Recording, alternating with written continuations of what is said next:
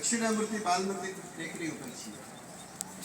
આ ગીજુભાઈ અને નાનાભાઈની કર્મભૂમિ છે અને અસંખ્ય બાળકો, શિક્ષકો અને જિજ્ઞાસુઓની માતૃભૂમિ છે. એ તમામના ગીત ગુંજન અહીંની પ્રકૃતિ, આકાશ અને પરિસરમાં થતા આવ્યા છે. અહીંની દિવાલોમાં બાળ ગીતો રસાયા છે. જરા અટકીને આ વડને, આ પાનને, આ છોડને, આ ફૂલને ધીર આપીને ઊભા રહેશું તો આ ગુંજન આપણને સંભળાશે. સામે દેખાતી તખ્તેશ્વરી ટેકરી એ શિવનું તીર્થ છે. એવી જ રીતે આ દક્ષિણામૂર્તિની ટેકરી એ બાલ તીર્થ છે.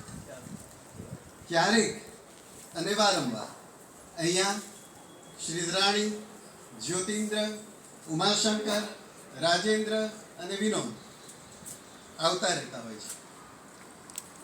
વેરલા પરોઢીએ આસિત, આલાપ અને પાર્થિવ પોતાના સ્વરથી આપણને સ્પંદિત કરતા રહેતા હોય છે. ત્યાં જ આજે આ સમસ્ત પ્રકૃતિ અને આપણે આ કલાકારોને સથવારે ધ્રુવ ગીત અને ધ્રુવ ભટ્ટને સાંભળવા ઉત્સુક છીએ. આપણી વચ્ચે આપણા જ બનીને આવેલા આ કલાકારોના નામને સમજીએ. સૂર એટલે સૂર્ય, નાદ કે ધ્વનિ. સોહની એટલે સંગીતનો એવો રાગ કે જેમાં વિરહ અને તડપ છે.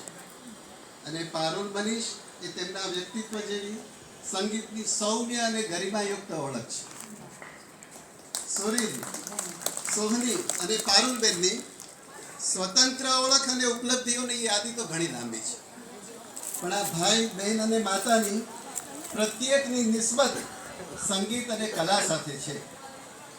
સંગીત કલાના ઉમદા વિદ્યાર્થી રહેતા એ સૌ ઉત્તમતાની સાધના કરે છે, કરાવે છે.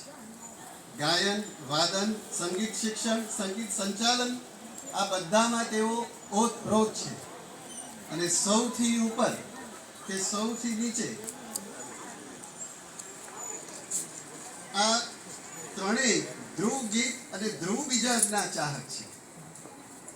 ફાટેલા ખિસ્સાની આડમાં ધ્રુવ ભટ્ટે સંતાડેલી છલકાતી, મલકાતી મોજને શોધીને, ગાઈને તેઓ આપણી સમક્ષ મૂકતા રહે છે, મૂકવાના છે. આ કલાકારોની જેમ જ જો આપણે પણ ધ્રુવ દાદાની આંગળી ઝાલીએ તો આપણને દરિયાની મસ્તીનો અવાજ સંભળાય, વન અને જંગલમાં ઝરણાની ખબર પૂછતા પૂછતા તારા અને નક્ષત્ર સામે આપણી નજર મંડાઈ જાય.